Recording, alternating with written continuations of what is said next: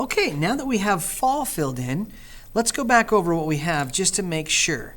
Spring was green. Spring was when we see things start to spring up from the ground, if you remember that. Spring is when things start to spring up from the ground. That's that green section. Summer is the red section. That was our summer. And then fall is when things started to fall back to the ground. All those leaves started falling back down. Spring and fall. Summer in between. Spring goes into summer. Summer goes into fall.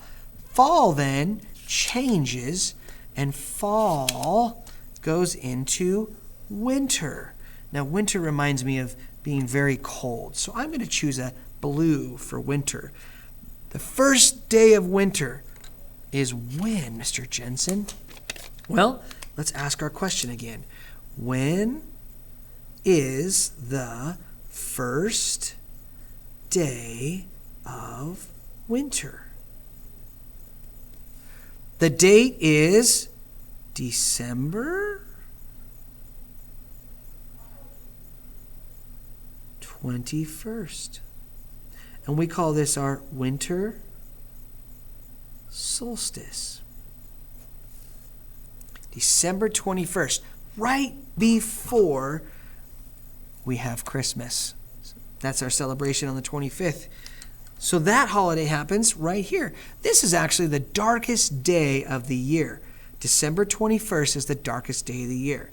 And if you've ever been a part of a candlelight service on Christmas Eve, that was actually designed way back in history to resemble this thing because they knew that the darkest day of the year was the 21st, and it used to scare them. So they used to kind of freak out thinking, uh-oh, what if it never turns out again? Well, they knew it was going to turn again. But it reminded them that it's dark, it's cold, we can't grow crops at this time. 3 days later, we had the light starting to return. So 3 days later, the light was there, candlelight service representing the light.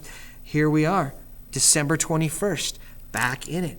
Let's take our blue and let's just shade starting on the 21st, and let's go all the way through December. We're out of numbers. Mr. Jensen, after December comes January. You just have to go back to the start.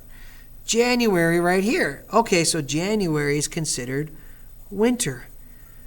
We've got our coats on, our gloves on, and our hats on, sitting in our bus stops, freezing cold outside. We're building snowmans. Even in February, we're still considered winter, though it's Valentine's Day. And we continue through February, which only goes to the 28th unless it's a leap year. Then we keep going, and March continues winter, but spring sports are on their way, and we're trying to push through, and we know there's hope. And we get to right there, the equinox. Notice how the numbers continually get larger again. We start adding light through our winter until we get to that equal number of 12. That's when we have our spring equinox. Spring is when it's equal. And it's spring because we're adding more light. Things are springing up from the ground. There's our winter chart.